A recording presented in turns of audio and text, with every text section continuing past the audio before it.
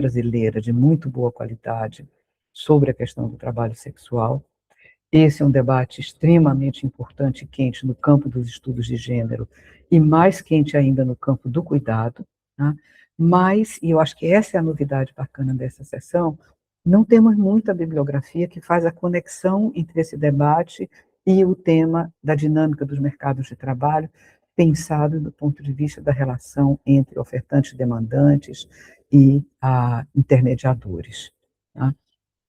Então, é uma alegria enorme para nós, né, que o ciclo possa estar acolhendo, né, trabalhos, bem bacana falar no plural, porque, em geral, nas sessões anteriores, nós nos debruçamos sobre um trabalho, nós vamos nos debruçar sobre 3 trabalhos, né, justamente num tema em que a abundância de produção não é ocorrente, né?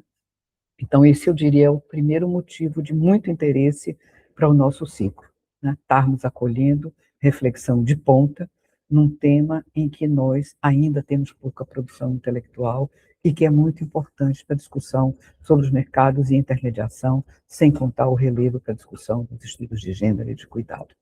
Então, posto esse primeiro ponto, há um segundo ponto que nos faz muito alegres nessa sessão, é o fato de que nela nós vamos estar ouvindo 3 jovens pesquisadores, né?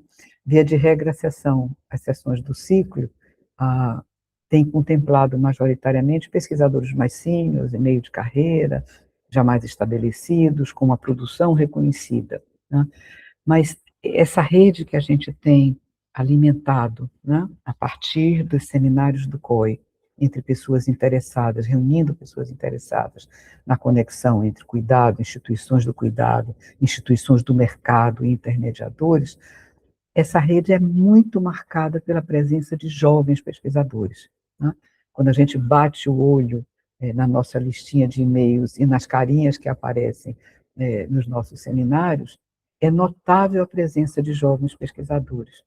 Então, já no ciclo anterior, nós tivemos a ocasião de ter uma sessão, que foi a sessão de abertura, com um conjunto de jovens pesquisadores que estavam trabalhando à volta da nossa rede mais restrita, né, de pesquisas, especialmente em torno da equipe do projeto de Ginter, né?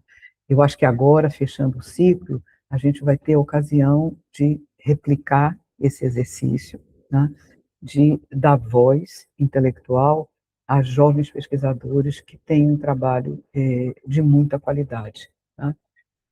Nós vamos ver nas exposições, mas nós também já vimos nos textos que foram partilhados a qualidade desse trabalho, né? E a outra coisa que é muito interessante é a diversidade desses pesquisadores, né? Nós temos Cíntia, que vem da Unicamp, Júlia, que vem da USP, e Gustavo, que vem da UFSCar. Ou seja, nós estamos falando de jovens pesquisadores produzindo trabalho de qualidade num tema pouco abordado ainda no caso brasileiro, que é da interconexão entre trabalho sexual e intermediação, né? E nós temos jovens pesquisadores que vêm de ninhos muito diferentes, né? Quer dizer, de meios intelectuais, espaços intelectuais, circuitos de discussão intelectual diferentes. Eu acho que isso é muito bacana, porque enriquece também o nosso debate, né? Cada um vai estar trazendo uma literatura de referência, um ponto de vista que tem muito a ver com os debates que está levando nos seus grupos de pesquisa, nas suas instituições. Então, é com imenso prazer que eu abro essa sessão última do nosso ciclo, agradecendo enormemente tanto a Cíntia, quanto a Júlia, quanto a Gustavo, pela disposição, pela boa vontade, pela generosidade de estarem conosco aqui nesse ciclo, né?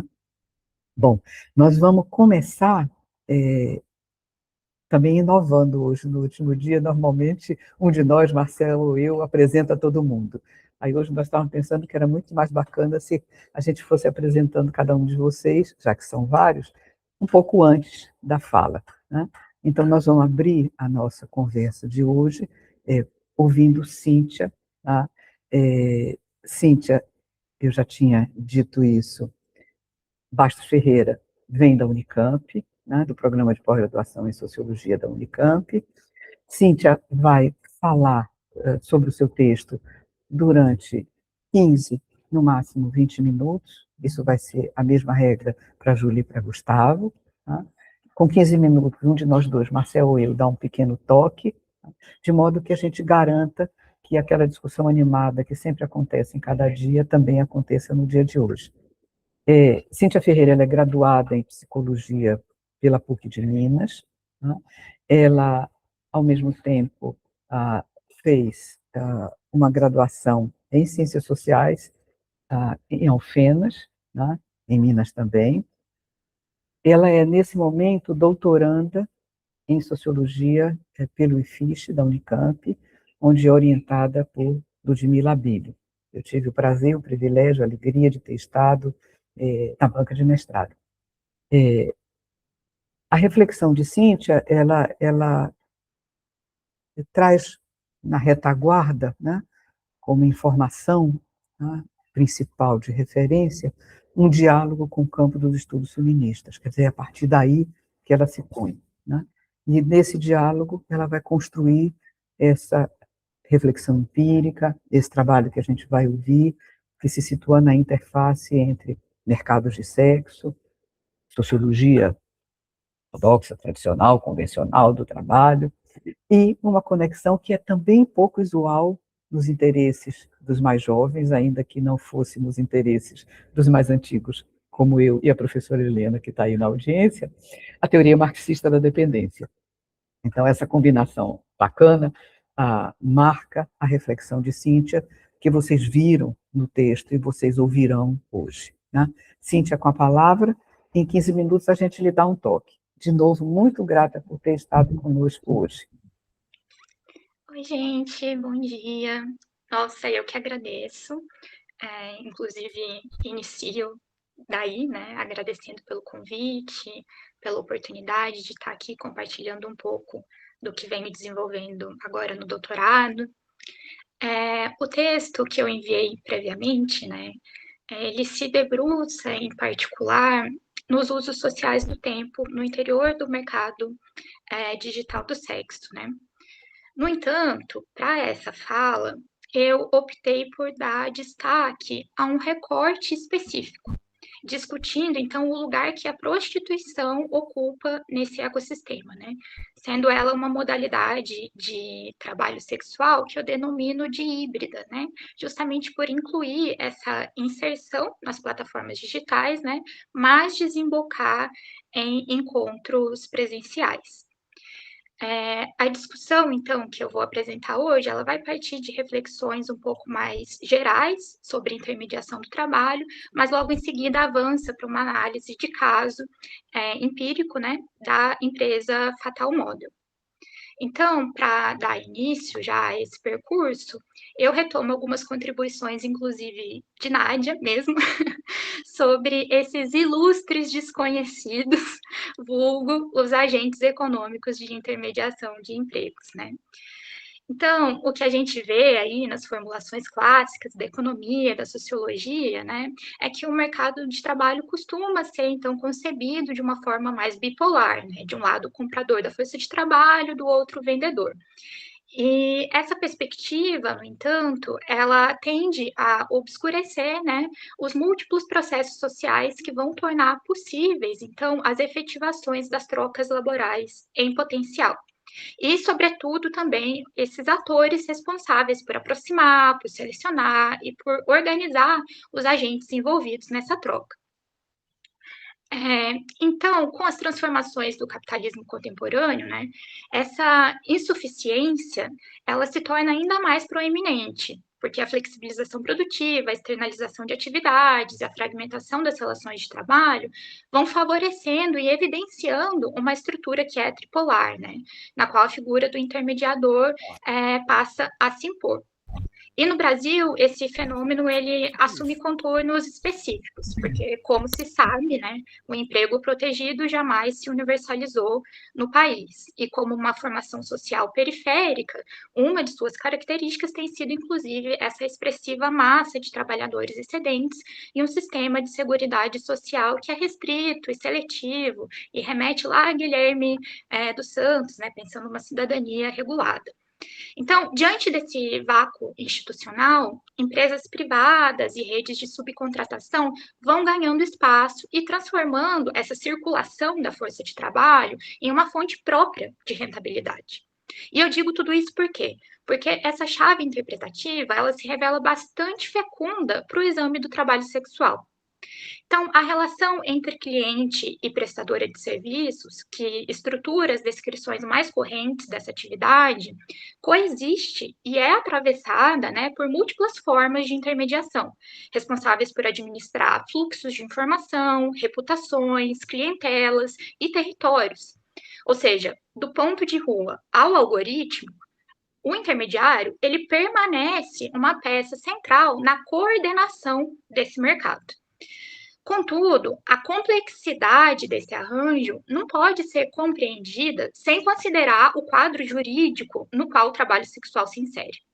Então, no Brasil, a transação comercial de serviços sexuais por adultos não constitui crime e é, inclusive, uma atividade reconhecida pela Classificação Brasileira de Ocupações desde 2002.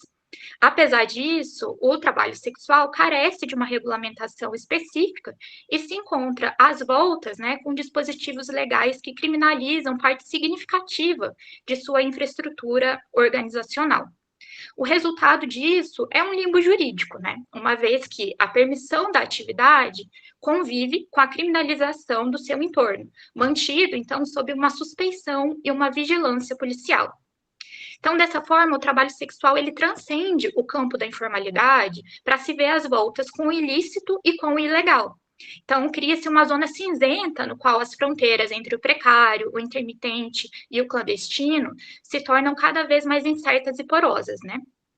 E as plataformas, nesse sentido, me parece, deslocam e redefinem funções historicamente distribuídas entre múltiplos agentes e contextos, concentrando-as em infraestruturas digitais sob uma retórica de neutralidade que é típica das empresas plataformas de diversos setores, né, que buscam, então, dissociar a sua atuação das responsabilidades trabalhistas relativas aos mercados que conformam. Só que, no âmbito do trabalho sexual, a gente pode identificar uma dimensão adicional. Ao afirmarem, né, que tão só hospedam anúncios ou disponibilizam, né, ferramentas, o que eles estão fazendo, né?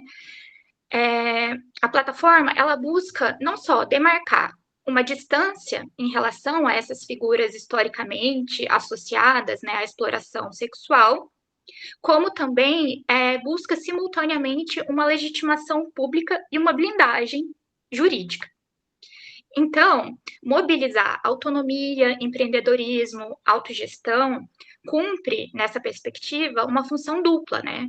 Então, ela serve como substrato mercadológico e aspiracional, mas, ao mesmo tempo, sustenta a ideia de que a plataforma não influencia diretamente nos processos de trabalho, limitando-se a oferecer um meio otimizado para sua realização, de forma que não cai numa associação com as figuras típicas, né, do proxenetismo. E é nesse contexto que eu proponho analisar a Fatal Model e por dois motivos principais, né? O primeiro reside no fato de se tratar de uma plataforma que é voltada à intermediação de um trabalho que não é nativo digital e que, ao anteceder a internet, os processos contemporâneos de plataformização, permite investigar, né, o que se transforma, o que permanece, o que é reinventado e, tanto quanto possível, né, as tensões que são geradas nesse intermeio. E o segundo motivo diz respeito à posição ocupada pela empresa no mercado, né? A Fatal Model é atualmente a maior plataforma de acompanhantes do Brasil e a sua centralidade econômica, cultural e simbólica faz dela uma expressão paradigmática, né, das implicações, das características e das ambivalências do trabalho sexual plataformizado. Metodologicamente, então, essa pesquisa ela se articula na revisão bibliográfica e na etnografia digital, incluindo observação sistemática da plataforma, mapeamento das suas interfaces, funcionalidades e conteúdos públicos, além da análise documental dos termos de uso, das políticas de privacidade e dos materiais institucionais que ela disponibiliza. Dito isso, então, eu aponto que, para compreender o que agora existe, é necessário também indagar o que vem existindo ao longo do tempo. Quanto a isso, né, as condições e as relações de trabalho no setor são múltiplas. É uma atividade que pode se constituir como principal fonte de sustento, ser contínua ou interrompida por hiatos, que pode assumir um caráter complementar em relação a outras ocupações, ou ainda alternar entre posições conforme os ciclos da vida, né? E essa oscilação, ela integra as estratégias de reprodução social marcadas por alternância ou também concomitância entre diversas modalidades de atendimento e também por uma circulação entre distintos estabelecimentos, cidades, unidades da federação ou mesmo estados-nação, né? Levando em conta que se desloca para onde há mais demanda, para onde os riscos são percebidos como menores, para onde redes de apoio podem ser mobilizadas em favor próprio e familiar, ou para onde, né, as oportunidades episódicas são consideradas congruentes com os projetos de vida individuais que ultrapassam, inclusive, o âmbito do trabalho. E essa discussão nos leva a um próximo passo, né? Afinal, como o digital, então, se insere nessa história toda? Então, antes de mais nada, é importante notar que o mercado do sexo, ele não apenas se adaptou passivamente às inovações tecnológicas, né? Desde os primórdios da internet comercial, né, conteúdos eróticos e sexuais explícitos impulsionaram também sistemas de pagamento, verificação de idade, serviços de assinatura. Ou seja, o trabalho sexual, ele possui um papel ativo também na modulação da própria tecnologia. E, como argumenta Grant, todo comércio sexual é, em alguma medida, tecnológico. Então, desde os cartões de visita, a imprensa, a telefonia, a televisão, cada inovação dessas reconfigura práticas, riscos e oportunidades, né? O que também nos ajuda a evitar uma fetichização, né, do digital.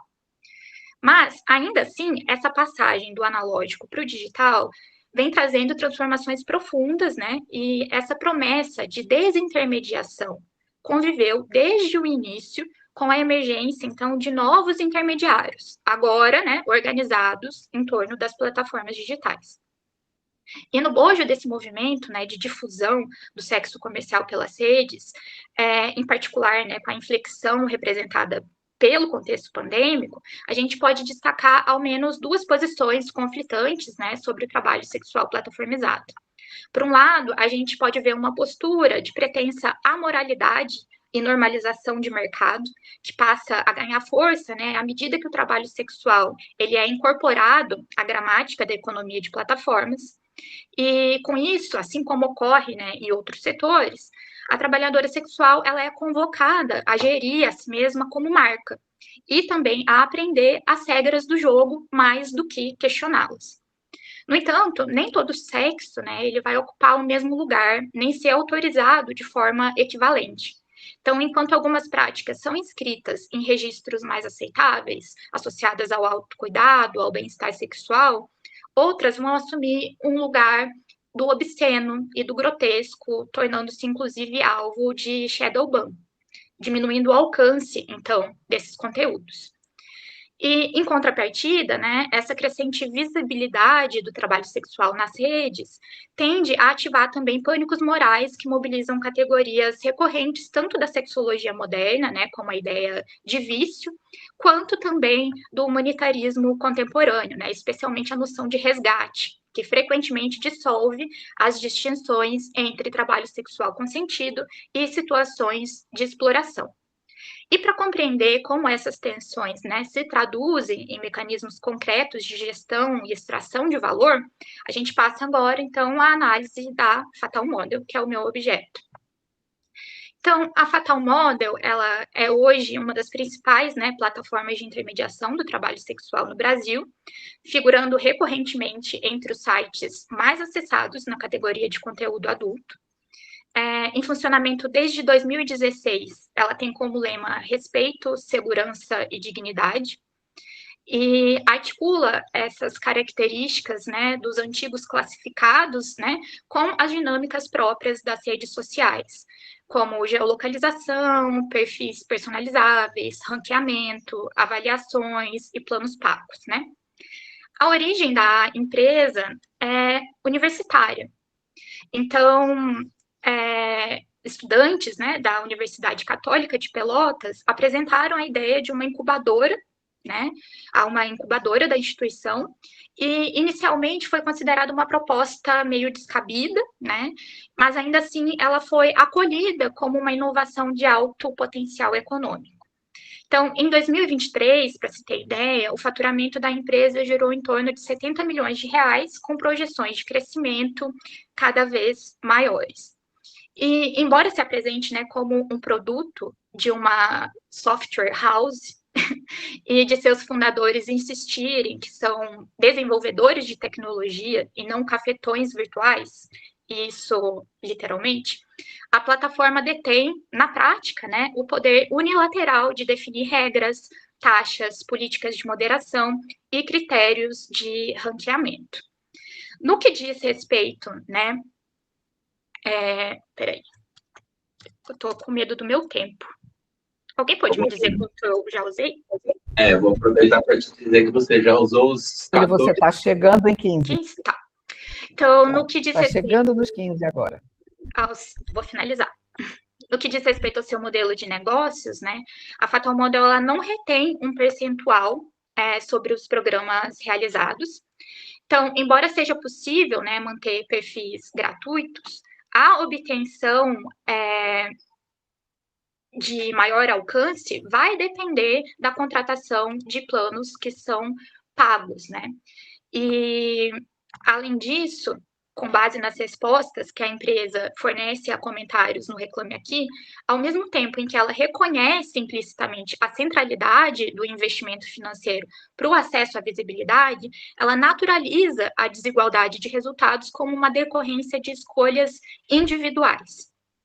A isso também se somam os custos operacionais. Por exemplo, trocar o número de telefone, algo que é relativamente comum, né, diante de bloqueios no WhatsApp, chegou a ser tarifado em R$300. E alterar a cidade de atuação, aspecto que é importante para os profissionais que se deslocam sazonalmente, também implica em cobrança adicional.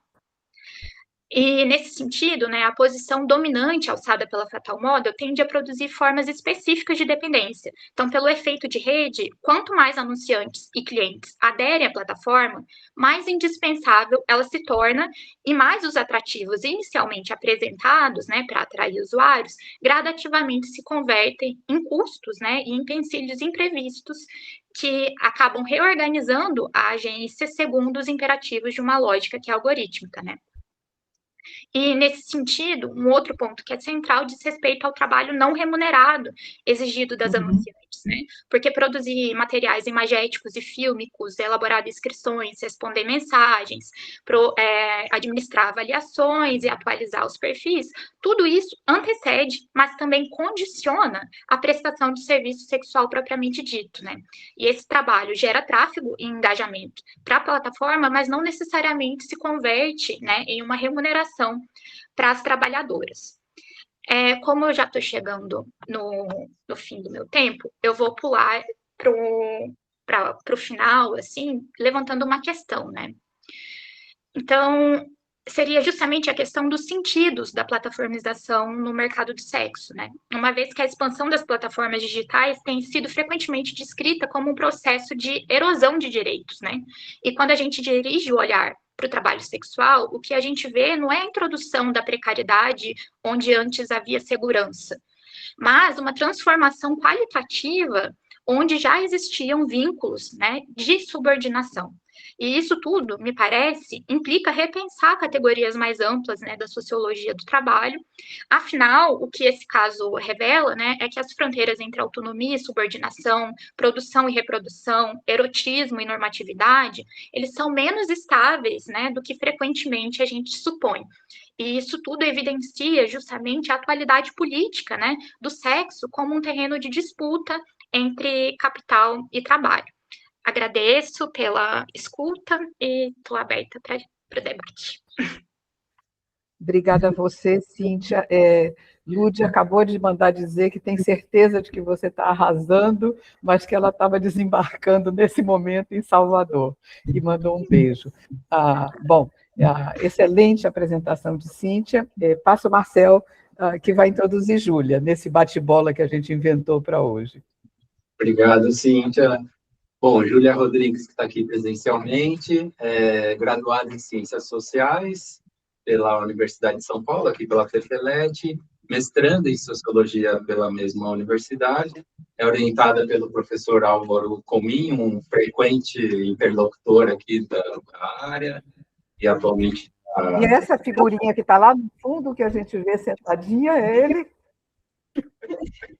A câmera pega pequenininho. Álvaro já esteve em várias sessões aqui com a gente, anda pesquisando inteligência artificial, plataformas, então é uma pessoa importante no campo. A experiência da Júlia em pesquisa tem se voltado, no passado, né, se voltou ao sindicalismo, movimentos sociais, questões de gênero, atualmente, claro, pesquisa a platformização do trabalho sexual.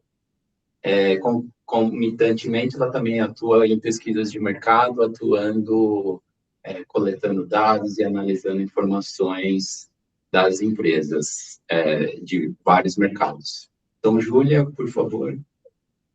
Pode deixar o microfone aberto, porque eu vou falar por você. Bom, gente, bom dia, né? Agradecer muito o convite e a oportunidade. Eu sou a mais jovem dos jovens pesquisadores, então isso também explica porque eu estou falando como uma apresentação. E também seja um visto do mercado corporativo também, porque lá é simplesmente impensável você falar sem PowerPoint. Eu vou estar apresentando um pedaço, né, alguns achados etnográficos da minha pesquisa de mestrado, realizada aqui no Departamento de Sociologia da FEFELESH-USP.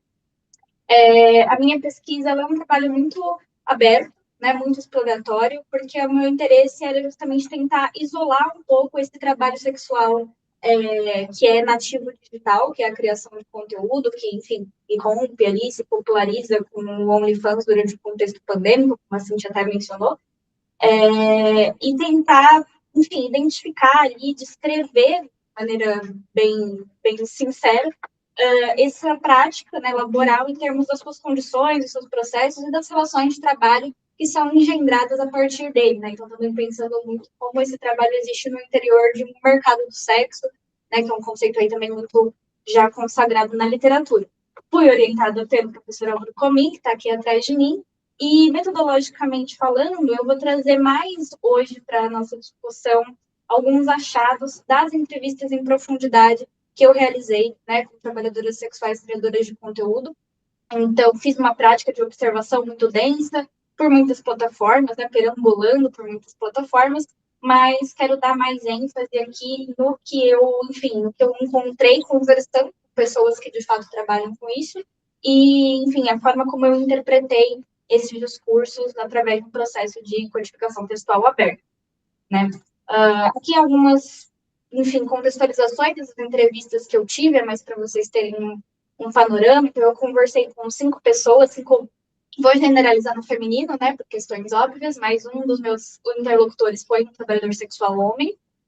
Todas as pessoas que tinham muita experiência com isso, né, então ali a pessoa que menos tinha tempo de experiência trabalhando com criação de conteúdo sexual tinha 2 anos, mas assim, tinha pessoas que já estavam há 7 anos, então até antes da própria pandemia trabalhando com isso, todos com uma presença digital muito interplataformas, que também é uma característica que é muito basilar da minha pesquisa, porque acho que a literatura existente, apesar dela ser pouca, ela já destaca muito essa questão de como o OnlyFans é uma plataforma que foi criada propositalmente, né, deliberadamente, para depender de outras plataformas, né? Então, um conceito que vai aparecer daqui a pouco, ele é uma plataforma que é um trabalho estruturalmente interplataformas, porque ele foi criado para se inserir numa economia de criação de conteúdo que já existia antes deles com as plataformas de redes sociais, né? E ele reconhece essa dependência, né? Não à toa, quando você abre o OnlyFans ali, o slogan do site é acompanhe os seus criadores favoritos, ou seja, pressupondo que você conheceu os seus criadores favoritos em outros espaços digitais, né?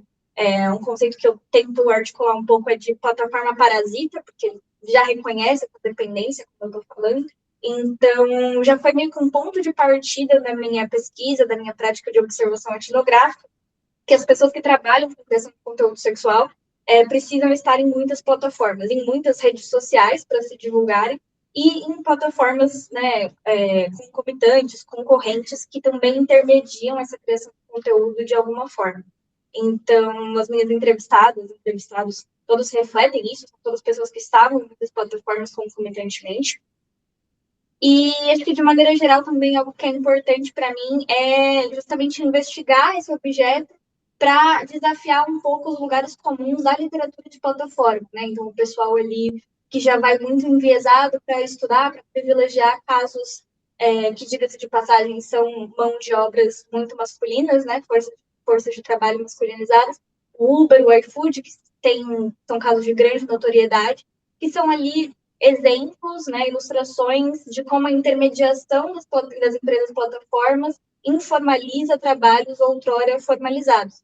E, obviamente, também, como a Cíntia já comentou, né, a gente não está falando exatamente disso quando o assunto é trabalho sexual, que é uma prática que já era, historicamente falando, informalizada, né, e quando ela passa a ser intermediada, muitas vezes a gente está adicionando, na verdade, camadas de formalização que antes não existiam, né, então uma formalização de pagamento, uma formalização, uma previsibilidade maior nas condições de trabalho, então, não necessariamente, ao falar de trabalho sexual, a resposta vai ser que é um resultado de trabalho sexual plataformizado, né? Não necessariamente a resposta, a explicação é que houve um processo de precarização de condições de trabalho anteriores, mas sim que a gente está falando muito mais da criação de condições de trabalho novas, né? Que podem ou não ter elementos de precariedade, convivendo também com outros elementos não de precariedade, elementos que são avaliados positivamente, né? Acho que quando eu falo do processo de trabalho, isso vai ficar muito claro, porque foi algo que eu encontrei nas minhas entrevistas muito reiteradamente, né? Não uma avaliação negativa do trabalho, mas uma reforçação, essa palavra existe? Não. Um reforço de que é um trabalho com seus aspectos positivos também, né? Então, enfim, esse dado aí só para ilustrar essa questão, né, tipo, o OnlyFans, esse trabalho nativo, esse trabalho sexual específico, se ganhou uma dimensão muito robusta durante a pandemia, e é algo que continua robusto, né, e pensando nacionalmente, é algo significativo também, plataformas brasileiras declaram ter ali mais de 500 mil criadoras de conteúdo. E o que eu estava comentando da divulgação, né, então não leva muito tempo para você entender que o OnlyFans sozinho ele não se sustenta, né? Você entra na página inicial dele, você já entende muito rapidamente o que a literatura existente destaca, que é uma plataforma de baixa pesquisabilidade interna, né? Não tem como você ser divulgado, você ser encontrado dentro do OnlyFans. Existem alguns mecanismos, né? Uma barra de pesquisa, uma sugestão algorítmica ali bem pouco compreensível, mas via de regra essas plataformas, essas duas affordas, essas duas funcionalidades divulgam perfis de pessoas que, né, participantes de reality show, atletas, algumas pessoas, mulheres, criadoras de conteúdo, que alcançaram alguma notoriedade prévia ao trabalho sexual. Não são realmente trabalhadoras sexuais, criadoras de conteúdo, mais representativas, vamos dizer assim, do que é a realidade dessas pessoas, né? Então, isso me interessou muito, porque eu fiquei pensando, então, se não é só no OnlyFans que esse trabalho se concretiza, ele se concretiza numa série de plataformas, ele se concretiza num ecossistema de plataformas. Então, é importante tentar descrever os processos que ele demanda, que ele envolve, justamente para entender também onde eles são realizados, né, em que parte do ecossistema digital eles são intermediados. E aí, acho que é um pouco por isso que, bom, aqui é o que eu também já dei uma introduzida nesse contexto de que, por ser um trabalho estruturalmente interplataformas, é interessante a gente olhar no detalhe de como ele ocorre na prática, né, de quais são os processos de trabalho dessa prática, desse labor, para entender como acontece esse encontro de oferta e demanda no caso do trabalho sexual plataformizado, né, que é totalmente diferente, de novo, de um Uber e um iFood, onde a gente tem uma previsibilidade maior, né, o trabalhador entra e determinados critérios algorítmicos pré-determinados garantem que ele encontre uma demanda para a oferta dele. No caso do trabalho sexual, isso não existe. Então, o que existe, né? E aí foi por isso que nas minhas entrevistas eu tentei interpretar os cursos que eu recebi, que eu ouvi, dessa forma de tentar meio que elucidar, ilustrar, né, lançar luz sobre o que é realmente realizado, né? Quais são os processos de trabalho realizados, até para poder avaliar o quão bem ou quão efetivamente, né, essas empresas plataforma que lucram cifras bilionárias, de fato intermediam o trabalho sexual na sua íntegra, né? Acho que também vai ser ali um pouco o meu ponto de conclusão. Então, obviamente, quando a gente fala de criação de conteúdo sexual, o ponto inicial, né, o ponto zero é o ato dessa criação desse conteúdo mesmo, né, esse exercício de produzir os materiais midiáticos, audiovisuais, as fotos das gravações de vídeos. É um processo avaliado bastante positivamente por quem eu conversei, né, então existe uma dimensão de criatividade, de uma questão mais lúdica nessa parte do trabalho que é valorizada por quem exerce. E, muito interessantemente, não é um trabalho destacado como demandante no sentido de frequente, né? Parece muito mais como um trabalho que é realizado em lotes. Então, a pessoa faz a criação para ter conteúdo suficiente para 15 dias, um mês, e daqui um mês, daqui 15 dias, um mês, ela volta a realizar esse processo específico. E, claro, apesar dessa avaliação positiva, dessa avaliação em alguma forma prazerosa, e aqui eu não falo prazeroso necessariamente de sexualmente, mas prazeroso de agradável, né, de algo que essa pessoa vê como artístico, como ela vê como interessante, também exige capacidades técnicas específicas, né? Então também é muito reforçado como você precisa ir desenvolvendo uma expertise de como fazer, como você precisa ir investindo dinheiro para que fazer aquisição de aparatos específicos para fazer da melhor forma possível. Então, não é simplesmente o que o senso comum chamaria de tirar fotos ou de reaproveitar fotos pessoais que já teriam sido tiradas. É, de fato, uma produção feita com fins comerciais, né? Fins laborais, digamos assim. Ao passo que a criação é avaliada positivamente, existe um processo que é menos óbvio, menos autoevidente, que é a edição do conteúdo, né? Então, no sentido de otimizar as fotos e os vídeos que foram tirados e adequá-los para plataformas onde eles vão ser vinculados, né? Aqui a gente está falando de escolher as melhores, de cortar os vídeos, de entender o que é soft, né, entre aspas, suave o suficiente para passar na governança das plataformas de rede social e o que é explícito o suficiente para ser digno das plataformas de assinatura, das plataformas onde esse conteúdo de fato é consumido por um valor monetário, né? E aqui sim é um processo que também é visto de uma forma mais demandante, mais laborioso, vamos dizer assim, e não à toa ele é terceirizado para alguns prestadores de serviço independentes, né? Então, algo que na minha dissertação como um todo eu quero enfatizar mais é como o trabalho sexual de criação de conteúdo cria trabalhos a partir dele, né? Então, você tem a terceirização para o editor, você tem a terceirização da pessoa que ajuda a responder as mensagens, foi uma figura que eu encontrei também no meu campo, né? Que as mulheres costumam chamar de chatter, né? Conversadora, assim. Também toda uma terceirização do processo de aprendizado, né? Então, aquisição de cursos, de mentorias, etc. Então, enfim, essa daqui é a primeira gotinha de como esse trabalho em específico cria outros trabalhos a partir dele. Okay, vou tentar terminar. A divulgação é o que eu falei, né? Foi o ponto de partida da minha pesquisa, entender que essa divulgação entre plataformas das redes sociais é importante e, de certa forma, também é a criação de conteúdo sexual, né? Então, a criação de conteúdo sexual não é só o que acontece no OnlyFans, o que é publicado, produzido para ser consumido por determinado valor financeiro, mas também o que é produzido para ser consumido gratuitamente nas redes sociais para gerar trânsito, né? Para gerar, de fato, fazer um funil comercial para que a pessoa chegue onde vai gerar renda para a trabalhadora sexual em questão. Então, existe diversos pormenores disso daqui, né? Dá para fazer a dissertação só sobre todas as especificidades da divulgação. Por quê? Ao passo que as pessoas precisam estar nas redes sociais, elas também correm muito risco nessas redes sociais, porque a governança das redes sociais é muito hostil ao trabalho sexual. Então, existe um fenômeno muito recorrente de desplatformização dos conteúdos dela.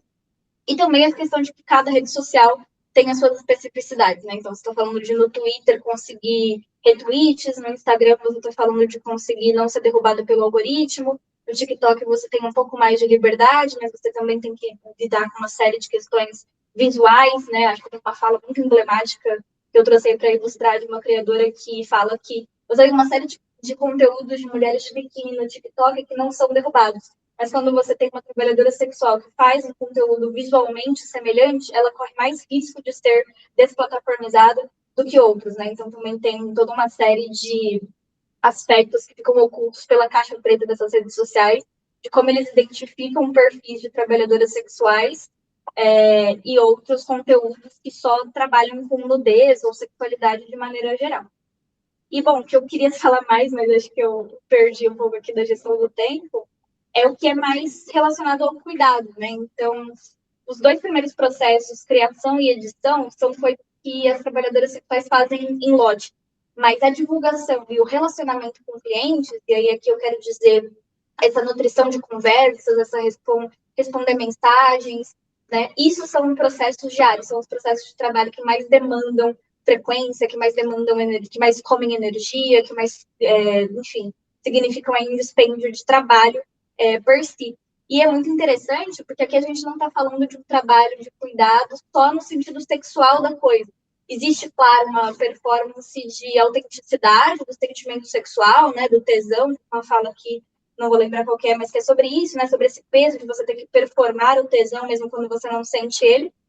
Mas a gente também está falando de conversas que não são sexuais, né? Então tem, acho que a fala nesse último campo aqui do meu sujeito C, que descreve muito isso, né? Que são conversas pessoais, são conversas de afetividade, são conversas que demandam empatia e escuta dessas trabalhadoras. Então a gente está falando também do exercício de capacidades não só sexuais, mas de capacidade de atendimento humano, né? De relacionamento humano. E é engraçado porque essa sujeito C, ela reclama muito dessa carga emocional, desse trabalho emocional, porque não só ela fazia para ela, mas ela também fazia para outras criadoras de conteúdo, já que ela tinha esse trabalho paralelo de responder mensagens de outras meninas que conseguiam terceirizar essa função para ela. Né? Então, de novo, essa questão de como um trabalho vai abrindo um mercado e os custos e tudo envolvido nas diferentes práticas, nos diferentes processos.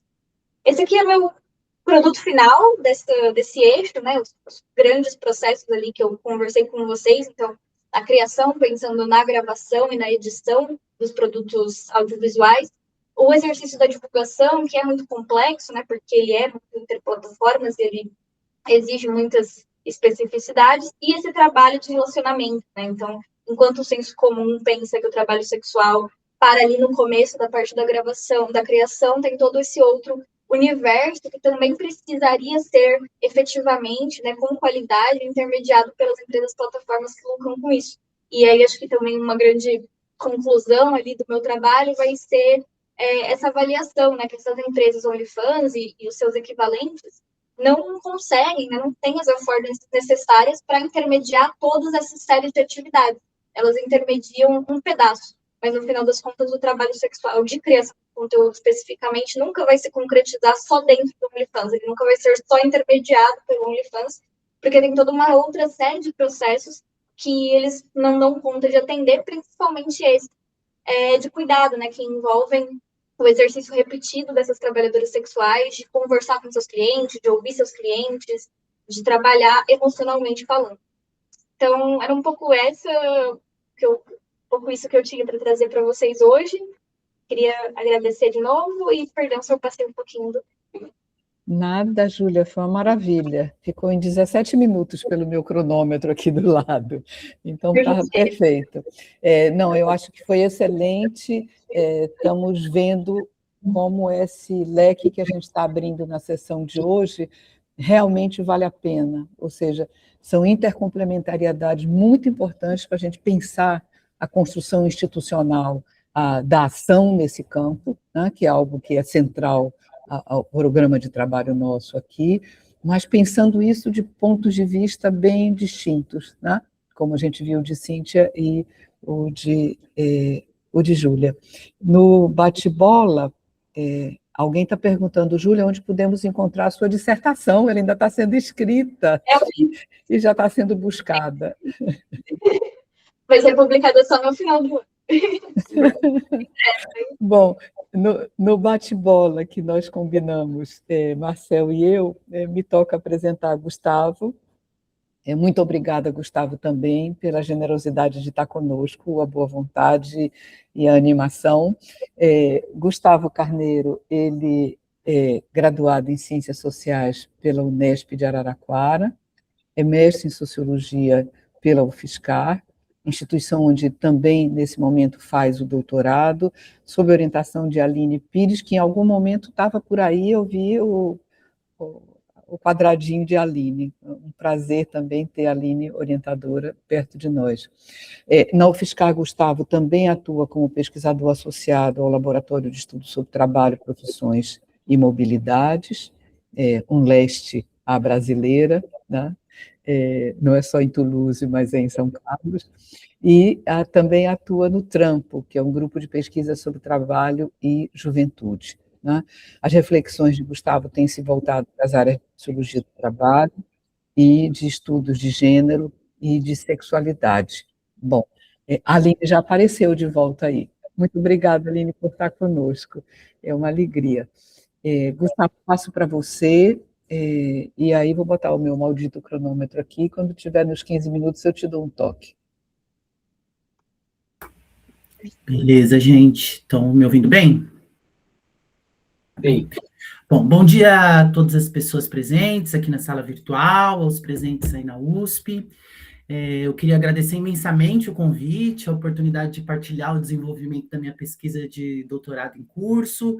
Saudar a Cíntia, a Júlia, que fizeram belíssimas apresentações e com quem eu partilho esse instigante interesse de pesquisa. Espero, inclusive, não me repetir, justamente porque nossas pesquisas têm muitas interconexões e interfaces. Como a professora já falou, meu nome é Gustavo Carneiro, sou aluno do programa de pós-graduação em Sociologia da UFSCar e membro do Trampo, né, grupo de pesquisa sobre trabalho e juventude, coordenado pela professora Aline Pires, que é também a minha orientadora, né. O texto que eu encaminhei para vocês aí da organização do evento, para nortear nosso debate e que vai também orientar essa fala que eu apresento aqui, é um recorte da minha qualificação, acrescido de alguns debates que eu tenho me apropriado no estágio que eu estou realizando sanduíche agora, aproveitando então a oportunidade para ventilar e testar algumas dessas ideias e categorias, né. Antes de entrar no debate propriamente dito, me parece importante para que vocês compreendam a porta de entrada da minha pesquisa, da minha atual pesquisa sobre plataformização do comércio sexual, né, que essa pesquisa se insere numa agenda mais ampla que eu venho perseguindo desde a minha graduação, né, desde a minha iniciação científica lá na Unesp de Araraquara, sobre a questão da empregabilidade LGBT, né. Essa agenda parte da crítica à tendência em se confinar a sexualidade à esfera da vida privada e desse modo oposto ao mundo do trabalho que é tomado como domínio da vida pública por excelência, né? Ao interrogar essa oposição e a suposta incomensurabilidade entre essas esferas da vida social, né, a saber, a identidade, o desejo, o trabalho, eu venho buscando afirmar a sexualidade como uma categoria analítica privilegiada para interpretar as transformações do mundo do trabalho contemporâneo, buscando subverter a sua hierarquização como tema adjacente nos estudos sobre o trabalho, né? Então, feito esse brevíssimo preâmbulo, o artigo que eu enviei a vocês tem como título Pornoempreendedorismo entre autonomia e superintermediação do trabalho sexual nas tramas do OnlyFans. Bom, como o título evoca, a ideia é contrastar, a princípio, a categoria de pornoempreendedor, categoria que emerge das profundas mudanças testemunhadas nas últimas décadas no comércio sexual, impactada sobretudo pelas transformações técnico-informacionais que a plataforma OnlyFans ajuda a simbolizar, e que alude à ideia de desintermediação e de trabalho autônomo, e a realidade de superintermediação que essas mesmas mudanças promoveram enquanto modelo de gestão e governança dessa força de trabalho. Desse modo, o fio condutor dessa apresentação é compreender como o discurso empreendedor é mobilizado e é empregado no comércio sexual digital, e o papel que ele assume frente ao processo de reestruturação desse segmento que as plataformas como o OnlyFans fazem avançar, né? É importante destacar que, metodologicamente, a pesquisa tem sido conduzida por meio de entrevistas com produtores de conteúdo de sexo explícito, comercializado pelo OnlyFans, todos homens cisgêneros e gays, que estão construindo uma carreira no segmento, né? quando eu falo construir uma carreira, eu quero dizer de um processo de racionalização dos procedimentos envolvidos na operação da plataforma e da manifestação de um processo de profissionalização, né? O segmento é justamente privilegiado por manifestar uma atuação prescritiva em relação ao mercado e alcançando altas taxas de engajamento digital e de lucratividade, né? A escolha por esses perfis visa ainda diferenciar-se das abordagens correntes nas pesquisas sobre o OnlyFans, comumente produzidas no eixo norte global, que comumente a definem no quadro conceitual da gig economy. Importante ainda destacar que essas entrevistas são todas fundamentadas em uma metodologia de trabalho de trajetória de vida, que eu chamo de trajetórias de vida Trump e Pinta, em diálogo com as epistemologias feministas e queer, né? Uma breve apresentação, assim, da plataforma, me parece importante contar que o OnlyFans é uma plataforma por assinatura fundada em 2016 pelo britânico Tim Stockley, que inicialmente proibia a vinculação de conteúdo sexual explícito e buscava atrair músicos, influenciadores de diversas áreas, como um pouco a Júlia já colocou, com a promessa de encurtar a relação entre público, encurtar a relação com o seu público e permitir a monetização de conteúdos que já eram gratuitamente partilhados via redes sociais diversas, né? A monetização desses conteúdos que abundam gratuitamente nas redes sociais se justifica, portanto, na promessa de encurtamento, de pretensa construção de uma maior intimidade entre produtores e assinantes. Ao longo dos anos seguintes à sua fundação, a plataforma passa progressivamente a se abrir para esse tipo de veiculação de conteúdo de sexo explícito e o seu gigantesco poder e inegável poder de mercado, né? Em 2018 tem um ponto de inflexão, que é a compra da empresa, que tem parte importante da empresa, é comprado pelo magnata da indústria do sexo, Leonid Radvinsky, que inclusive faleceu há pouco mais de um mês, que redireciona definitivamente a plataforma para o mercado do conteúdo adulto, né?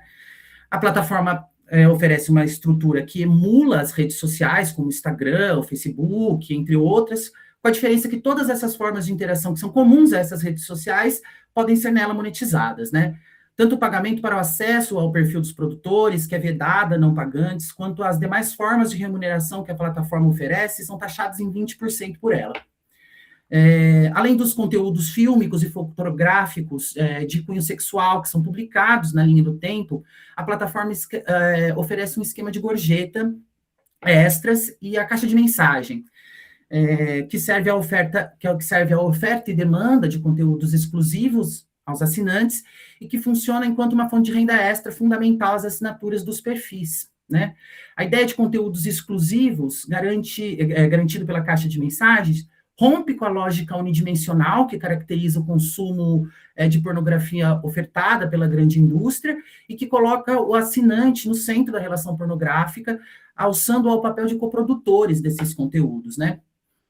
A plataforma chega ao Brasil em meio à pandemia, em 2021, momento em que ela justamente se flagra como uma gigante global, que hoje em dia ela é, e esse fato deve-se tanto pela imposição da restrição sanitária, que forçou trabalhadores sexuais a migrarem para o meio digital, quanto ao processo de passar a figurar como alternativa de renda tanto para desempregados e aqueles que tiveram que abandonar os trabalhos regulares para se dedicar ao contexto de intensificação dos trabalhos reprodutivos de cuidado da conjuntura. Para jovens gays, a plataforma apresentou-se ainda apresenta-se, né, na verdade, enquanto uma possibilidade, ou pelo menos uma promessa da possibilidade de monetizar práticas correntes entre a comunidade, como a produção e o compartilhamento de conteúdo de cunho sexual, ampla e gratuitamente consolidada entre a grupo, que ao mesmo tempo oferece um exército de reserva já familiarizado com os códigos de conduta, com as estéticas corporais e os gestos performativos que consagrou o sucesso da plataforma entre a comunidade. A nomenclatura que consagrou a realidade dos que vivem da renda convertida pela plataforma é a de produtor de conteúdo adulto. A entrada das plataformas no trabalho sexual online consagrou e tornou crível a autoidentificação genérica de produtor de conteúdo adulto ao reestruturar o segmento, incluindo a separação entre produtor e artista, projetando uma ênfase na autonomia e na flexibilidade desses trabalhadores, né? Essa ênfase na autonomia e autogestão do trabalho é parte fundamental da fórmula de sucesso das plataformas enquanto mediadora da força de trabalho nos mais diversos segmentos em que elas atuam, né? E também o é no trabalho sexual, né? Essa ênfase na autonomia é parte de uma estratégia de imunidade das plataformas, que visa, por um lado, dissimular a relação de subordinação que caracteriza esse vínculo, e de qualquer responsabilização sobre as condições e os riscos do trabalho, e promover esses trabalhadores a empresários de si mesmos, ressignificando a diversidade por meio de uma retórica de liberdade, de autonomia e empoderamento, via subjetivação da autorresponsabilização. Enquanto para um conjunto amplo de categorias, essa estratégia de imunidade das plataformas significa precarização, no comércio sexual ela é uma condição para a atuação da plataforma no segmento, uma vez, como a Cíntia já falou um pouco, mas uma vez que no contexto brasileiro a intermediação do trabalho sexual é vedada, né? Quando em 2002 o Ministério do Trabalho e Emprego inclui os profissionais do sexo no Código Brasileiro de Ocupações, no CBO, sem regulamentar a profissão, mantendo-a fora do circuito formal do trabalho, manteve-se interditada a intermediação desses trabalhos, caracterizada pelo tipo penal do lenocínio, fato que desdobra-se na obrigatoriedade de manter essas ocupações como atividades permanentemente autônomas e informais, né?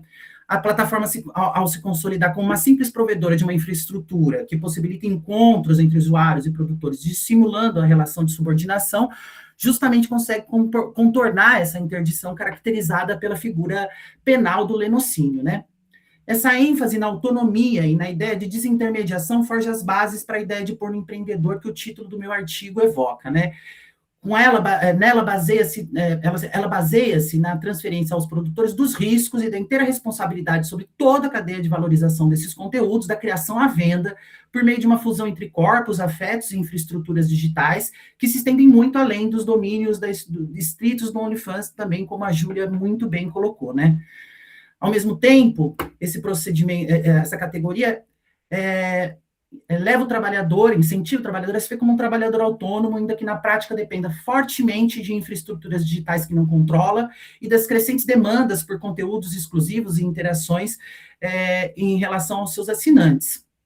A infraestrutura da plataforma exclui os mecanismos de busca por novos perfis em seu interior, segundo suas políticas de uso, em nome da segurança de assinantes e produtores, né? O OnlyFans é o fim do catálogo do site pornográfico, né? Diferente dos sites pornôs tradicionais, onde o usuário dispõe das ferramentas de busca, de catálogos de conteúdo, categorias agrupadas por similaridades, ranqueamentos, acesso aos perfis dos produtores, o OnlyFans não oferece nenhuma dessas ferramentas, né? Em suas peças publicitárias, ao mesmo tempo, a plataforma cria uma cisão entre sua fonte de renda, a pornografia, e sua imagem pública, né? Suas peças publicitárias, em suas redes sociais, nas falas públicas dos CEOs, representantes das empresas, né?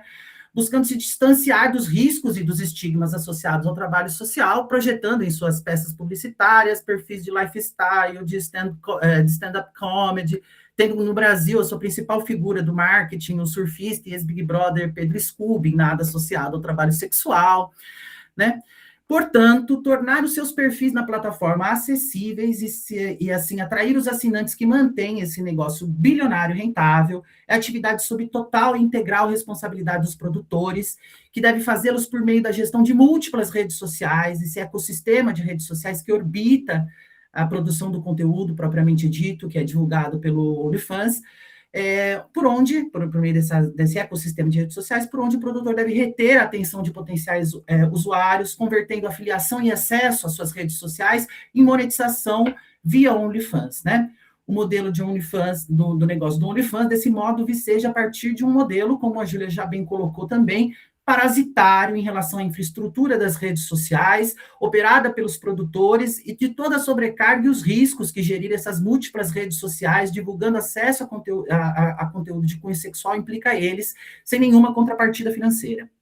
Na prática, essa realidade coloca produtores a um exercício de trabalho multimodal, que subordina o trabalho no setor a diversos sistemas opacos de gerenciamento, que acrescidas demandas de conteúdos exclusivos, de interação com os usuários, caracteriza a ideia de superintermediação, né? Esses diversos intermediadores que cortam e que se imbricam na ligação entre demanda e esses produtores. Acresce-se a todas essas atividades, até aqui descritas, uma série de outras atividades inúmeras, que a ideia de produtor de conteúdo, ao se referir diretamente à produção do conteúdo sexual em si, não nos ajuda a enxergar, como a necessidade de uma curadoria dos corpos, de uma economização do eu, da gestão da reputação, da criação de um vínculo de intimidade que produza a noção de pertença e pertencimento entre produtor e assinante, além do agendamento de parcerias, a gravação, a edição, a divulgação, estratégias de marketing digitais, que são acrescidas ao trabalho da produção do conteúdo sexual propriamente dito, também sem contrapartida financeira nenhuma. Eu descrevo toda essa série de atividades invisibilizadas pela ideia de produtor de conteúdo para simbolizar o que um dos interlocutores desta pesquisa define quando se refere ao conteúdo sexual como apenas 20% do trabalho que ele realiza. Ou de um outro ainda que define o conteúdo sexual apenas como a cereja do bolo, que para existir e render financeiramente requer que se faça todo o bolo antes. Por fim, para não estourar muito meu tempo, eu encerro com duas considerações que eu considero que são fundamentais no trabalho que eu tenho desenvolvido. Primeiro, a condição de fragilidade da regulação sobre o trabalho sexual, que lança essa atividade a uma atividade permanentemente autônoma, informal e precária, colocou essa ocupação em condição de laboratório da gestão digital e algorítmica sobre o trabalho, muito antes dessa se tornar uma realidade extensível ao conjunto da classe trabalhadora, pelas plataformas, né? Fato que me leva a considerar o fenômeno da plataformização do trabalho em geral como a extensão para o conjunto da classe trabalhadora de condições que historicamente estruturaram a realidade do trabalho sexual. Aqui eu digo da plataformização, estendendo essa realidade de informalidade, de precariedade, de gestão algorítmica e digital que já compõe o trabalho sexual ao conjunto da classe trabalhadora, né? Por outro lado, as pesquisas sobre labores historicamente informais e precários que passam por processos de plataformização ajudam a ampliar o espectro das análises sobre a plataformização, a mostrar como, frente a essa realidade pregressa de precarização, as plataformas atuam como produtoras de condições mais autônomas, seguras e reguladas, mesmo que baseado em um modelo de autonomia vigiada e de regulação sem garantias. Tal realidade impactou profundamente as trajetórias dos interlocutores dessa pesquisa, de modo a levar alguns deles a largarem empregos formais com elevado status social na divisão moral do trabalho, para lançarem-se à experimentação com a informalidade e o estigma associado ao trabalho sexual. Tais trajetórias, que poderiam soar atípicas ou até mesmo contraditórias em um contexto onde a formalidade do trabalho apresenta-se como um horizonte cada vez mais distante para amplos setores da classe trabalhadora brasileira, nos mostra, na verdade, a fragilidade que o horizonte político seletista representa frente a trabalhadores sexo-dissidentes, onde, mesmo frente a condições mais seguras e reguladas de produzir suas subsistências, garantidas pela formalidade, estão submetidos a uma realidade de vida partida, de regimes de silêncio, de sobrecarga emocional, de violências simbólicas de todas as ordens, que coloca suas identidades sexuais como um entrave à plena realização da segurança que a formalidade promete. Tudo isso lança a insegurança do autoemprego no OnlyFans, ao mesmo tempo a condição de um refúgio e de uma forma de afirmação, onde suas identidades desviantes deixam de ser um obstáculo e passam a figurar enquanto um ativo econômico, mostrando que para jovens gays, suas identidades sexuais são muitas vezes estendidas às suas escolhas profissionais, permitindo-nos compreender como modelos econômicos são também moldados pelas sexualidades, e destacando a natureza polissêmica que o discurso empreendedor assume, para além da ideia de subjetivação neoliberal, representando uma superfície de troca entre a comunidade e o mercado, que produz novas margens de negociação e agência sobre as condições, sobre condições profissionais e de produção de si mesmo para jovens gays. Bom, eu tentei muito brevemente sintetizar, resumir, ensaiar algumas breves conclusões nessa fala, levando em conta que a gente vai ter a oportunidade de seguir debatendo e que eu possa esclarecer melhor algumas dessas passagens e ideias que eu ventilo aqui. Termino agradecendo muitíssimo a gentileza do convite e estou à disposição para seguir no debate. Maravilha, Gustavo. Muito bom também. E o tempo foi perfeito, 17 minutos. Então, nós temos ainda uns belos 25 minutos para conversar, mãos levantadas, além das mãos que estão aplaudindo os três. Quem quiser se inscrevendo, a gente Helena, vai... Comentários? A gente normalmente, eu acho que Cíntia já andou por aqui, Gustavo e Júlia, não sei, normalmente a gente recolhe uma quantidade e devolve para vocês, que, coitados, ficam assim no último minuto, querendo conversar sobre todas, mas pelo menos vocês ouvem. Helena. Sim, são duas perguntas muito rápidas e agradeço imensamente as 3 exposições que foram muito interessantes e nos deram uma nova ideia do que é o trabalho sexual. A primeira pergunta será que dá para ter uma ideia de qual é a porcentagem do trabalho sexual que é feito via plataformas e quais as que ficam fora das plataformas? Talvez não haja uma possibilidade de uma estatística muito confiável, muito informal, mas dá para ter uma ideia de qual, se é uma minoria ou uma maioria, qual é a porcentagem mais ou menos do trabalho sexual que passa via plataforma e qual que continua fora em posições e formas mais tradicionais. A segunda questão é sobre a figura do proxeneta, que desaparece das 3 apresentações. Essa figura que faz a relação social entre a trabalhadora sexual, o trabalhador sexual e o proxeneta, qual é a evolução dessa figura com a plataformização do trabalho sexual? Obrigada, Helena. Edson Ramos. Oi, gente, bom dia. Desculpa não ligar a câmera, que a minha conexão está um pouco ruim. Acho que vai funcionar melhor assim. Queria parabenizar as apresentações, foram excelentes. Comentar rapidamente que são perspectivas que tocam muito o tema que eu tenho pesquisado também no PPGS, né, que é a noção de plataformização, no meu caso especificamente no mercado de música, voltada para a questão da indústria cultural. Me lembrou muito o trabalho da Liliana Segnini, né, como que ela conclui, né, interpreta que o trabalho de produção de arte, de conteúdo na indústria cultural não simplesmente segue a tendência de plataformização, né, mas como serviu de base para o próprio paradigma de plataformização do trabalho.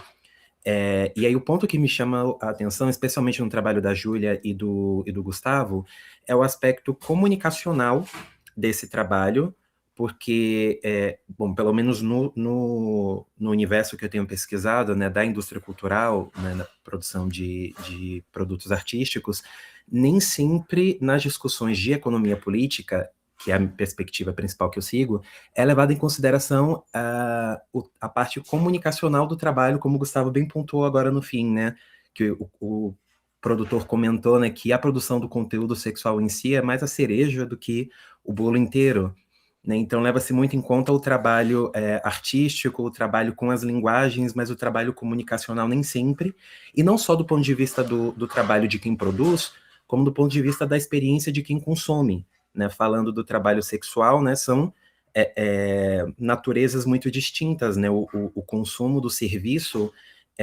sexual de alguém que se prostitui e o consumo do conteúdo erótico ou pornográfico de alguém que produz, né, aí entra muito também a noção de mediatização, né, que na sociologia é um conceito ainda que precisa de muita discussão, né, para pensar como que o aspecto midiático muda ontologicamente mesmo, né, a experiência tanto da natureza do trabalho como da natureza do consumo.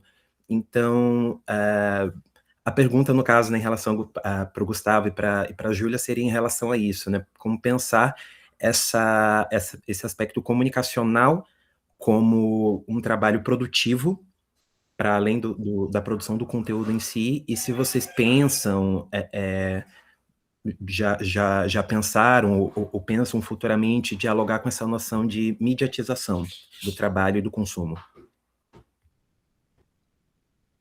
Obrigada, Edson. Tem um comentário de Zete aqui do lado, que de algum modo ecoa, aqui do lado, quer dizer, no chat, que de algum modo ecoa uma das observações de Helena. Ela diz: eu tenho a sensação de que o perfil também muda, ou seja, o perfil das pessoas da plataforma é diferente do perfil das pessoas que atuam fora de plataformas, né? Ela sugere isso. E bom, alguma mãozinha ainda por aí levantada, senão eu levanto a minha. Deixa eu aproveitar só para pegar uma carona nessa pergunta da Zete, sobre o perfil. Acho que o Gustavo destaca um pouco mais a presença dos universitários, ou enfim, de pessoas já com alguma carreira moralmente socialmente valorizada, médicos, etc. Eu estava pensando nessa distância, né, entre o trabalho sexual de rua, de boates e de plataformas. O que aconteceu com os trabalhadores tradicionais?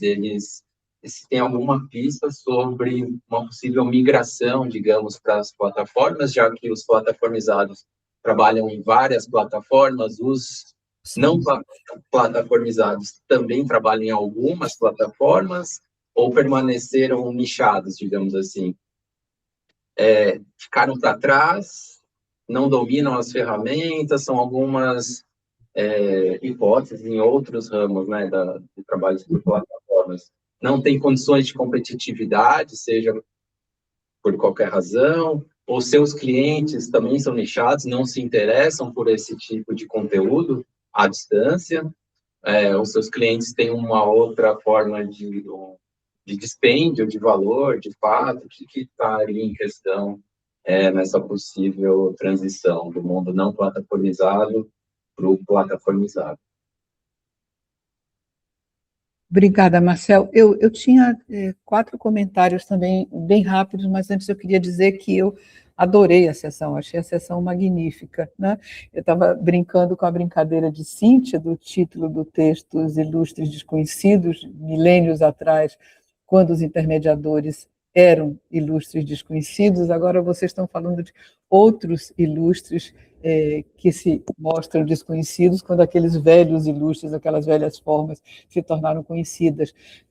Acho que é muito interessante que a gente está pensando a questão da intermediação do ponto de vista, e eu acho que isso ficou claro nas 3 falas de vocês, e mais claro, talvez, no próprio Gustavo, quando entrou com a discussão da questão normativa, né? Da intermediação de um certo, quer dizer, um tercios que entra numa relação entre ofertantes e demandantes de um trabalho, mas a existência mesma do intermediador, ela é posta em questão em termos legais. Quer dizer, ele é um tipo de trabalho para o qual deveria inexistir intermediação. Ainda quando o trabalho se torna admitido legalmente, a intermediação segue inadmissível. Então, acho que esse é um ponto muito interessante, né, e que, de algum modo, abre a complexidade desse campo que vocês estão trabalhando, e eu gostei bastante do modo como Júlia trata, quase que desmilinguindo esse trabalho que a gente fala no singular, como um processo complexo, né? Que envolve etapas, envolve tipos de trabalhos diferentes e interconecta-se com âmbitos institucionais e sociais muito distintos, demanda capacidades muito distintas, né? Quando você abre essa caixa preta daquilo que a gente está falando no singular, seja do ponto de vista da atividade do trabalho, seja do ponto de vista dos sujeitos que perfazem esse trabalho. E isso aparece também com muita força na fala de Gustavo, como aparecia, eu estou me valendo da dissertação de Cíntia, né, do texto da qualificação de Cíntia também, mas não quero tirar o pão da boca da pergunta de Helena. Tem um segundo ponto que eu acho que é muito legal e que a gente está voltando a esse aspecto, quer dizer, a plataformização, a gente disse hoje, ela estende, né, condições que já estruturavam o mercado de trabalho do sexo, né? E é muito interessante porque a presença dos intermediários, da intermediação, como elemento imprescindível na realização desse trabalho, ela é estruturante desse trabalho desde sempre, historicamente, né? A gente tinha chamado a atenção antes, por exemplo, com o caso do trabalho doméstico, né, mostrando como a presença dos intermediadores de trabalho doméstico, mesmo os tradicionais, agências de emprego, ela é muito longeva quando a gente trata de babás, cozinheiras, empregados em domicílio, ou seja, estamos falando de figuras que são invisíveis ou invisibilizadas socialmente, ficaram invisibilizadas na reflexão teórica e continuam invisibilizadas nos levantamentos e nas estatísticas oficiais com respeito a esse tipo de intermediação, né? Quer dizer, os estudos sobre plataformização e as estatísticas oficiais nesse sentido privilegiam entregadores, transporte. Ninguém está falando desse outro tipo de trabalho, onde a intermediação e a chegada nas plataformas por isso mesmo, ela é muito rápida, né?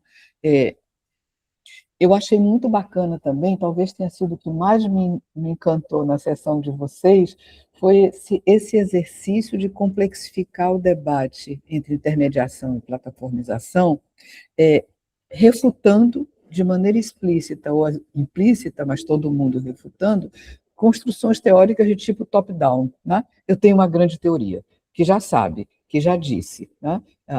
Chame-se isso a construção do sujeito neoliberal, uma subjetividade, ou seja, que aplasta a realidade num mecanismo de solução puramente conceitual, né? De solução, que acaba sendo uma dissolução, tudo junto, da riqueza do real, né? O que eu achei bacana é que o exercício intelectual de vocês confronta isso, né? Enriquece desde baixo e o objeto é perfeito, né? Eu queria chamar a atenção também para um terceiro ponto que eu também gostei, mas acho que a gente está muito ainda tateando em teorização sobre, é a presença recorrente da noção de ecossistema, né? Isso também está incomodando a gente no nosso grupo do Diginter, ou seja, nós sabemos que não é uma plataforma, elas são múltiplas, elas são diversas, elas são heterogêneas, mas é mais do que isso, é um ecossistema que envolve atores muito distintos. E no caso do objeto de vocês, é muito bacana como a diferença entre os atores nesse ecossistema é notável, né? Muito mais notável ainda do que no trabalho de cuidado doméstico, do emprego doméstico, das cuidadoras, etc., né? Essa é uma noção que parece útil, quer dizer, uma ferramenta que parece ter um valor heurístico, mas que às vezes eu sinto que a gente usa, todos nós inclusive no nosso grupo de pesquisa, recorremos a essa palavra mágica sem avançar muito conceitualmente nisso, né? Acho que essa é uma outra fronteira de desafio conceitual para nós, né, nesse momento. Acho que o objeto de vocês põe sobre a mesa algo que eu nunca tinha pensado antes e que apareceu na fala de alguém com essa ideia da superintermediação. Ou seja, é a complexidade que Júlia descreve, né, ao destrinchar um pouco o que é o trabalho, né, e a complexidade também que apareceu no final, acho que foi Gustavo que falou a noção de superintermediação, que também aparece no escrito, né, por essa multiplicidade de intermediadores.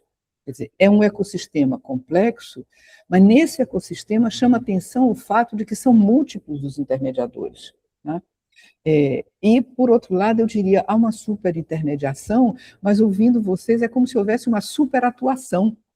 Quer dizer, é um trabalho que se desdobra em múltiplas facetas, né? Não só ele é trabalho sexual e é trabalho de cuidado, a própria Helena já escreveu sobre isso ao pensar com Natasha a questão da sexualidade, conexão de sexualidade e cuidado, mas vocês estão entrando nisso de uma outra forma, num domínio que eu acho que é marcado por teorias que andam como que em corredores de vidro, né? A teoria queer e a teoria do cuidado, por exemplo. Estou pensando claramente no caso de Gustavo, né? Quer dizer, são teorias que avançam muito, mas que conversam quase nada entre si, né? E esses trabalhos estão, como o seu, estão pondo essa conversa deliberadamente sobre a mesa, né? Sobretudo por essa relação entre identidades sexuais e identidades profissionais, né? E como é complexa a relação entre essas duas coisas. Eu acho que isso impõe arrebentar novamente, nesse caso, os corredores de vidros, mas arrebentar também essa invisibilidade que, historicamente, esse tipo de trabalho tem por ter sido moralmente banido. Eu fiquei muito feliz com a sessão de hoje, achei que foi magnífica. Além dos textos que vocês disponibilizaram, está todo mundo que nem a pergunta, cadê a dissertação, Júlia? Cadê a tese, Cíntia? Cadê a tese, Gustavo? Está todo mundo ávido pelos trabalhos. Muito obrigada. Eu estava olhando minhas anotações, não sei se tem mãozinha, senão a gente volta para vocês. E nós temos 10 minutos finais. Voltamos na mesma ordem, trocamos de ordem. A gente tem uma pergunta no chat aqui, deixa eu ver se dá para a gente contemplar. Estou vendo, bem grandão. Maria Oliveira. Primeira questão, embora essa prática seja configurada como crime no Brasil, parece haver uma invisibilização dos agentes que controlam e lucram a intermediação do trabalho sexual nessas plataformas, especialmente os proprietários e gestores dessas empresas. Como vocês analisam essa aparente dissociação entre o enquadramento jurídico do e a ausência de responsabilização das plataformas, inclusive contemplando violência, exploração, etc. A segunda questão: se identificam algum tipo de associação coletiva? Perdi aqui, andou. Que eles comentassem sobre o trabalho digital como uma recusa da CLT e do trabalho informal extremamente precário, não sendo digno, né? Sempre com a fantasia de que haveria ganhos. Legal. Se já tiveram contato com o Pornhub, que faz uma computação via participação falsa dos trabalhadores nas decisões, algo para inglês ver, literalmente, já que é uma empresa anglófona. Bom, volta para vocês. Acho que a gente pode seguir a mesma ordem, Cíntia, se quiser comentar. Vamos lá, vou tentar contemplar, ao menos minimamente, as questões, que todas são ótimas e, como se diz, dá pano para manga, né? Primeiro, Helena perguntou, né, sobre estimativas, né, de inserção de trabalhadoras sexuais em plataformas e em outros locos de atuação, né? Embora não tenha dados oficiais, até por conta dessa informalidade que é histórica no ramo, né?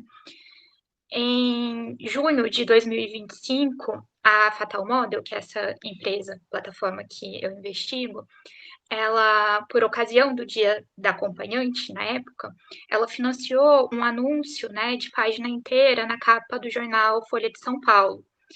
E aí, na capa, ela trazia vários dados. Vou recuperar aqui. Ela diz do número de profissionais que trabalham como acompanhantes no Brasil, que seria de... eu não sei ler números, gente. 1.400.000. Isso é o quê? Eu me pergunto. 1 milhão. Tá? 1.400.000, é isso? Isso. Deve ser, vou confiar, Nádia. Não, você está lendo números, a gente está ouvindo números, ainda é mais complicado. E aí, ainda coloca, né, uma estimativa de que 87% das acompanhantes atuariam nas ruas. E 83% das trabalhadoras já teriam sofrido algum tipo de violência física, psicológica ou digital. Mas existe uma ausência completa de explicitação metodológica sobre os dados apresentados. Inclusive, eu enviei um e-mail, né, para a empresa, mas não obtive respostas. Então, é algo que eu fico também me perguntando como conseguiram apurar, né, isso. Sobre a figura do proxeneta, eu acho que faz muito sentido, inclusive pensando como ainda existe um vazio, né, quando a gente pensa a mobilização da categoria ecossistema, que a Nádia mencionou. Porque não se sabe ao certo como essas figuras, né, tradicionalmente entendidas como cafetão, cafetina, enfim, se inserem frente a esse ecossistema do digital. É óbvio que o digital não está suplantando as outras modalidades de trabalho que continuam atreladas a uma fisicalidade, né? E aos espaços múltiplos que essa fisicalidade também contempla.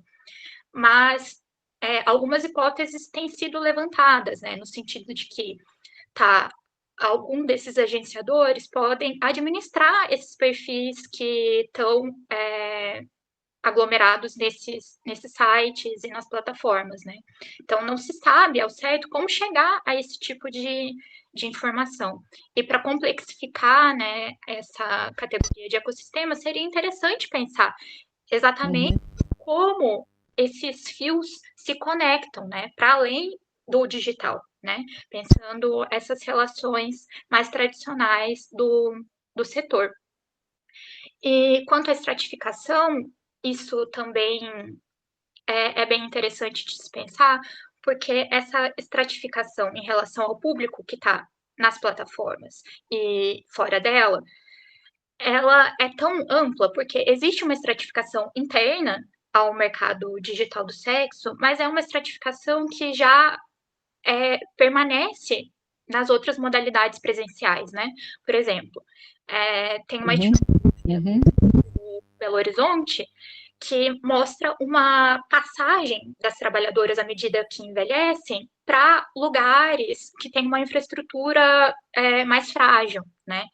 E, além disso, à medida que se avança na idade, muitas vezes a negociação para o programa tem critérios mais maleáveis, né, no sentido de práticas que não seriam aceitas a princípio. Né?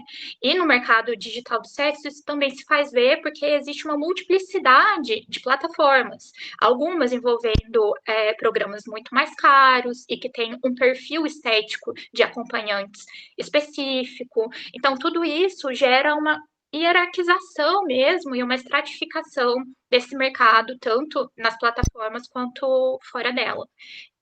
Eu teria mais coisas para comentar, mas eu acho que eu estou tomando muito tempo, eu vou passar para os meus colegas. Tá bom, obrigado. Obrigada pelas questões, eu queria comentar 2 pontos. Acho que primeiro sobre essa questão da CLT que apareceu no chat. Assim, isso figurou nos discursos das entrevistas, né, que eu tive a oportunidade de fazer, as trabalhadoras que eu tive a oportunidade de escutar. E eu não entendo que as comparações com a CLT vinham desse mesmo lugar que a gente talvez esteja acostumado a ver nas redes sociais, na mídia, uma desvalorização da CLT, um desmerecimento da CLT, mas sim comparações muito racionais de que as condições de trabalho que a CLT oferecia não eram melhores do que as condições de trabalho, e incluindo também a remuneração, né, a perspectiva de lucratividade que o trabalho sexual da criação de conteúdo oferece quando funciona, né? Então, assim, o Gustavo comentou que ele conversou mais com pessoas que tinham ocupações liberais com um reconhecimento social maior. Eu conversei com pessoas com trabalhos CLT, mas não socialmente valorizados. Eu conversei com um jovem aprendiz, eu conversei com professora de inglês, eu conversei com atendente de loja, vendedora que trabalhava na escala 6x1, né? Então, algumas pessoas, acho que 2 das minhas entrevistadas não chegaram no ensino superior, então não eram necessariamente pessoas que viram o melhor que a CLT tem para oferecer, mas sim, na verdade, o que a CLT oferece para a grande massa de trabalhadores brasileiros, que é o salário mínimo e, né, uma escala muito exaustiva.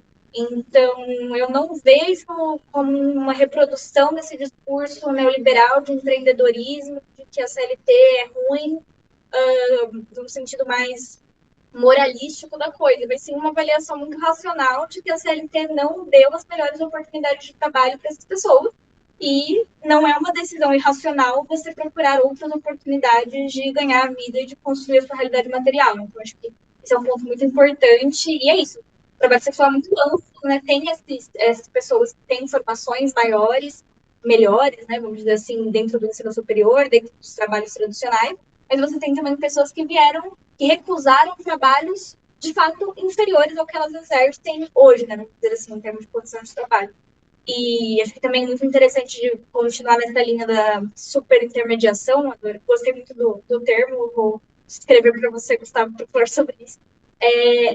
Justamente esses atores informais, no meu campo, apareceu muito a presença das agências nas redes sociais, né? Então, eu encontrei infinitos conteúdos de pessoas tentando aprender, com trabalhadores de criadores de conteúdo, de criação de conteúdo, conversando entre si sobre como fazer o trabalho, sobre como aprender como fazer, como ganhar dinheiro.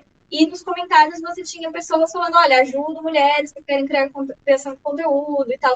Eu tinha pessoas se colocando como agências nominalmente, né? Então, @Henrique, @Ricardo se colocando como agências, mas você tinha perfis de agências mesmo, né? Então, acho que isso é todo um outro campo, porque aqui a gente discutiu intermediação oficial, intermediação de empresas plataformas com CNPJ facilmente identificável, né? Empresas que se colocam publicamente, mas existe toda uma série de outros atores que também intermediam e são tão caixa preta, talvez, quanto o algoritmo dessas empresas maiores. Assim. Então, realmente é toda uma outra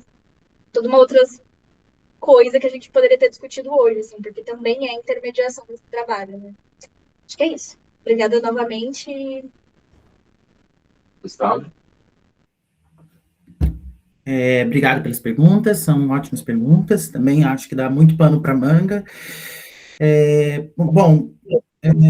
A pergunta da professora Helena, acho que é um pouco do que a Cíntia respondeu, mas é um pouco da dificuldade de todos nós que trabalhamos com plataforma, né, de como elas são grandes caixas pretas e a dificuldade da gente conseguir levantar dados que nos ajude a precisar exatamente de que contingente e de que condições estamos falando quando nós pensamos essa comparação, né, entre os que não são e os que são plataformizados, né.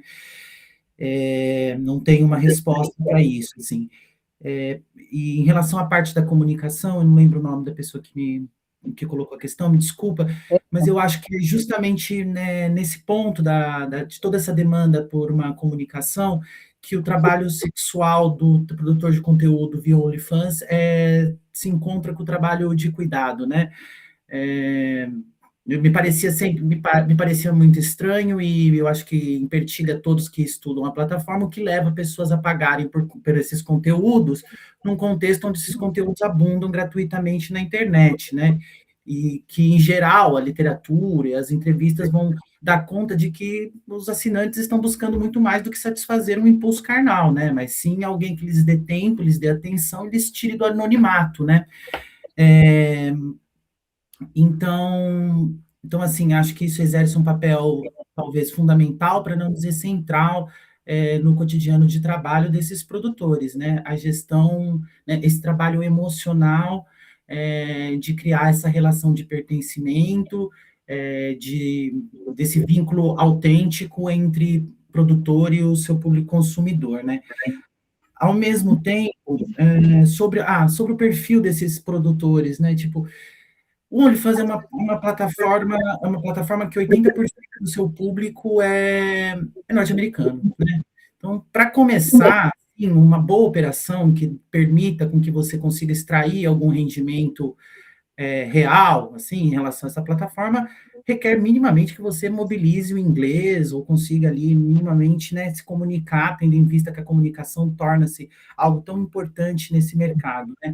E os meus interlocutores de pesquisa, a maioria deles não vieram do trabalho sexual, tornaram-se trabalhadores sexuais à medida que passaram a empreender a testar, experienciar a possibilidade de, por meio de fotos e vídeos que eram já práticas correntes, oferir renda a partir dele, né? E a plataforma se vende como uma possibilidade muito fácil, né? Eu acho que no imaginário público digital, falo um pouco disso no meu texto, o OnlyFans se vende como uma possibilidade de monetizar, de renda fácil e de crescimento vertiginoso. E aí, quando você pega os dados, 1% dos mais bem colocados na plataforma ganham 33% de todo o butim ali, né? E os outros 10% mais bem colocados ficam com 70%.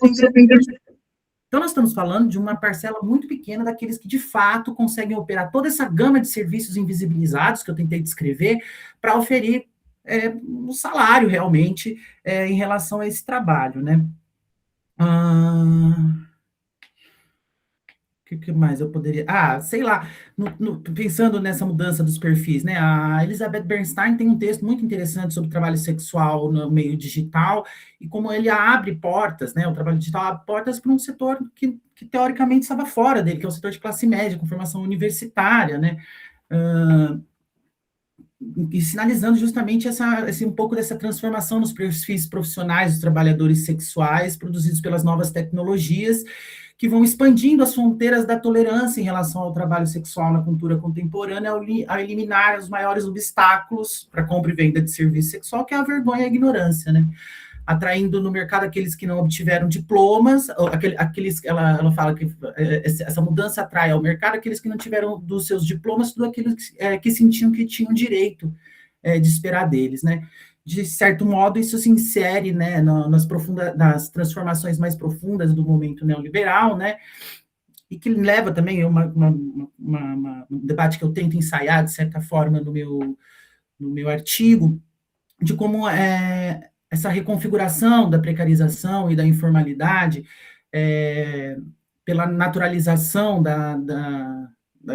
aliás, a naturalização da informalidade, da precariedade, e da revalorização do empresariamento, né, como uma nova cultura do mundo do trabalho também, né, no momento neoliberal. Então, não sei, acho que são perguntas complexas, tenho pistas, mas não sei se eu respondo, assim. Com certeza, acho que mais importante do que as respostas são as pistas que a gente está deixando nessa conversa. Eu acho que foi uma sessão excelente, nós estamos encerrando esse ciclo de discussão em rede do Centro Observatório das Instituições Brasileiras, com a certeza de que estamos saindo, agora no mês de junho, bem melhor do que entramos nessa nova leva de discussões no mês de março. Eu queria convidar todo mundo a que a gente pudesse continuar juntos e trocando no próximo semestre, quando a gente vai estar mantendo esse mesmo ciclo com a outra agenda de convites e sempre com um foco um pouco ajustado, como fizemos da primeira para a segunda leva de discussões. Muito obrigada a todo mundo, muito obrigada, sobretudo, a Marcel Maia, pela parceria na montagem dessa atividade, a Carol, que nos faz o suporte pela Secretaria do COI, dizendo a vocês que todas as sessões nós gravamos e elas ficam disponíveis no canal do YouTube do COI. Muito obrigada a todo mundo, um bom almoço e até a próxima primeira sessão do ciclo que vem.